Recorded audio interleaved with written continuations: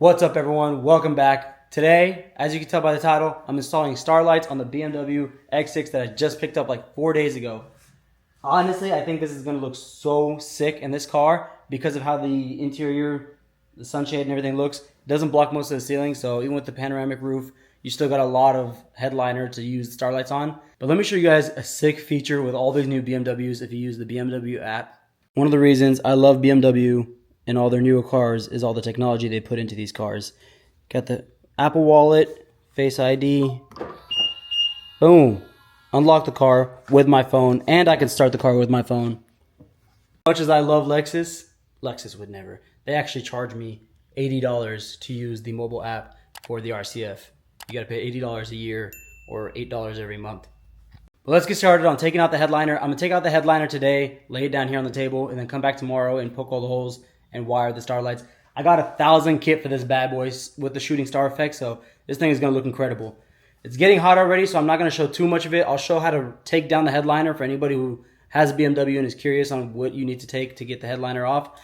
The rest of it's pretty self-explanatory, and I also did a video on the RCF, so you can watch the video. I'll put the link up here if you're looking for an in-depth tutorial on how to do Starlights and how to wire them to your car so you don't have just an ugly switch right there. But it's 110 degrees outside today, so this garage is burning up, and we're going to do this quick as possible. All right, so if I'm not mistaken, all the mounting points real quick are going to be this airbag right here. You have to pop this out with a little flathead. There's a screw behind there on both pillars. That should be one. Any arm things that you have right here, the door handles, whatever, there's always clips behind them or screws behind them. You got to pull it down, pop them out. I don't have any, but if you have like an M4 and M3, you might have that. These usually pop up. This light you can just unclip. This might have a screw behind it. This might have a screw behind it. And then for sure, the main thing that will be holding all this in is screws behind here.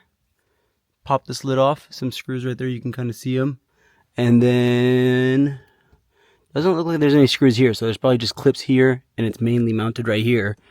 And I might have to take this cap off right here to get this out. Other than that, I don't see anything. Maybe the back C-pillars. I see another airbag over there. This right here might have a screw behind it, this little hook. And we should be good. So I'm going to work on getting all those out. If I see anything else to note, I will let you guys know, including these mics or speakers, whatever these are, if there's anything behind them. All right, everyone. It took me about 3 hours to do, but I took a lot of breaks in between, so it's really not that hard, especially when you've already done it before. There's a lot of different things that German cars have other than the Lexus, and I've done 2 Lexuses and a G-Wagon and a GTR. I've seen a lot of similarities with the G-Wagon because probably German manufacturing, but let me point out a couple things because I could not find any helpful videos on the newer BMWs, especially when they have a sunroof. The longer ones, I've seen some M4s and stuff. But let me point out a couple things that I noticed that might be helpful to anybody else who's trying to do it on a car like this.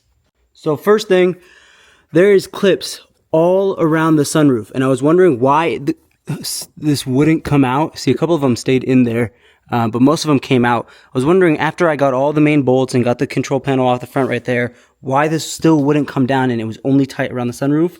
I kept hearing tearing, like the glue for this was coming off right here. But eventually when I just really put some pressure on it, you really, really have to pull on this. And I just yanked it down. They started unclipping and I figured out what it was and just went all the way around, and now it's completely done. So all that is left for me to do now is this pillar is kind of tough to get out. I thought I could leave it in there, but only thing holding it in is a metal clip that is attached to this, is glued to this, and it has like one of those plastic tips that you got to pop out just like everything else. So I will have to move this pillar right here, and it goes all the way into here to the trunk. Got to remove this right here, this speaker, and then you'll see right there is the clip that I'm talking about that needs to pop off. It's attached to right here on a metal plate. So that's what needs to come out on this side and that side, and then we are all done. I should be able to bend it a little bit and slide it out straight through the trunk. So I went through the hassle of tearing that out on this side, and I got it out.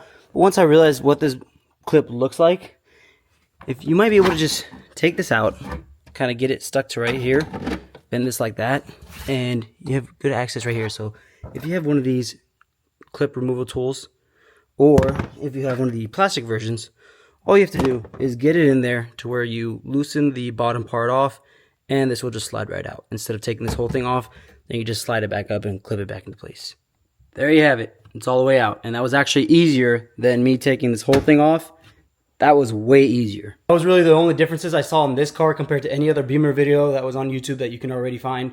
I'm not trying to reiterate whatever all other videos have out there. I'm just trying to give you some new information, but that's the only things I've seen that you might want to keep an eye out. So I'll be back tomorrow to start poking the holes.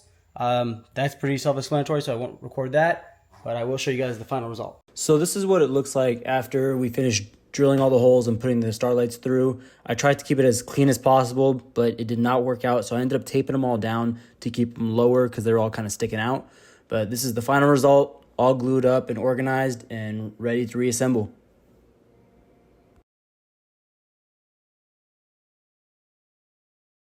Finally got this shit complete. Took my slow ass time with it. Took from Monday, it's Friday night right now, so it took a whole week on it, but this shit came out so clean. Look at his ugly ass in the back. Pulled his ass out here to help me get this installed and trim it. So for now, I just got it hooked up to the cigarette power cord right here, ran it under the cargo mat, and I got the box conveniently hidden right here in this little side cabinet, which you will not be able to see because it'll go like that. So it's perfectly hidden. Eventually later, I'm gonna cut this cord and wire it to a button all the way up in the driver's seat so I can turn it on and off. Ask for payment for helping me because it took us like 8 hours to freaking get this all taped down and glued down. I'm about to let this fool whip the car real quick, but what are you trying to show us? Record. That shit is hard as a knife. Smooth as hell. You don't that shit is nothing, hard bro. as Stop. hell. You're supposed to he lie didn't cut almost all of them. For the camera, bro. Nah. That's day one. I taught you that shit. Nah. Smooth as hell. You don't even feel it. His look how slow he's moving his hand. He did not cut almost every single one of them. So running your hand across this is gonna cut your hand in half. Blind people don't even feel a thing. They think it's a basic ass. Blind people don't see the Starlights. It doesn't matter. We're talking about their sensation of feeling it. Don't even feel a thing. That's it. They can't see, but they can still feel. 661-378. I'm not gonna give the rest of my number, but for free, I got y'all.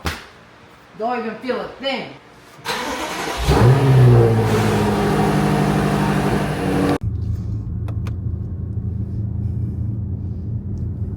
Why are you turning the light off? You don't want the cops to see you? What the fuck you got? There's a cop straight ahead hiding in the parking lot right there. He's gonna be like, why? We could see him from a mile away. I would have never noticed until you said something. He's hiding right there, straight ahead. Chat, should we stop at the stop sign? Popo. What did Donut break. Oh shit, look at it taking advantage of it. Yo, this shit is slow as hell, goddamn. Hey. Don't make me kick you out the car right now. Hey, no. One line takes off. I wasn't even noticing that I'm going 90.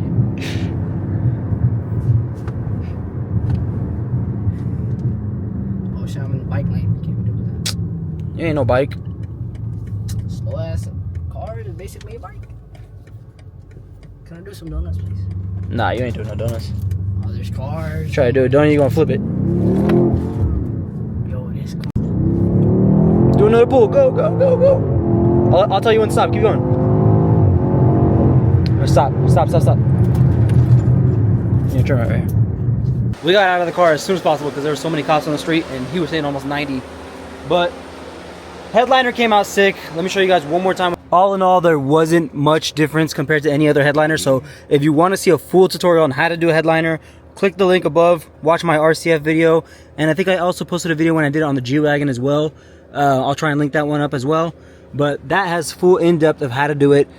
And if you have any questions on how to take off the X6M, DM me or comment down below and I will try to help you as much as I can.